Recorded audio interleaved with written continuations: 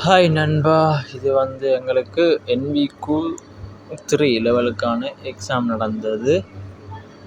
Practical exam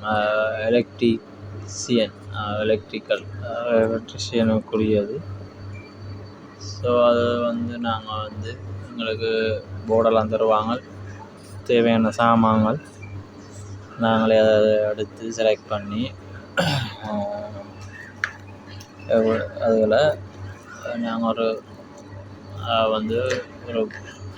outlet சர்க்கியூட்டுக்கும் மற்றது 2-வே சுவிட்சுக்கும் எங்களோட கனெக்ஷனை கொடுத்து காட்டணும். அதில்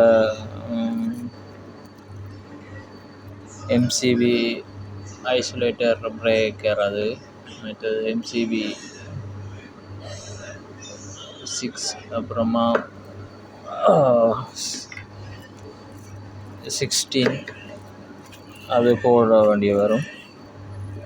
அது மற்றது RCCB,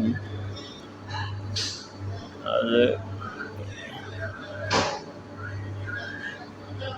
அந்த 2 போர்ட் ஹோல்டர்கள் அதெல்லாம் போட்ட வேண்டிய வரும். அதுதான் அன்றைக்கு எக்ஸாமில் நடந்த தியரி நடந்தது, ப்ராக்டிக்கல் நடந்தது. ப்ராக்டிக்கல் இதுக்கப்புறம்தான் தியரி எக்ஸாம் நடக்கும். ரொம்ப பேர் எடுக்காமல் இருக்காங்க, வேலை தெரிஞ்சும். என்கிட்ட நீங்கள் கான்டாக்ட் பண்ணுங்கள். அது ஃப்ரீயாக எக்ஸாம் எழுதுறதுக்கான NVQ 3 எடுக்கக்கூடிய சந்தர்ப்பத்தை நான் உங்களுக்கு என்ன மாதிரி என்று நான் சொல்லித்தரேன். இது எங்களுடைய ஜெர்மன் டெக்னாலஜியில் நடந்த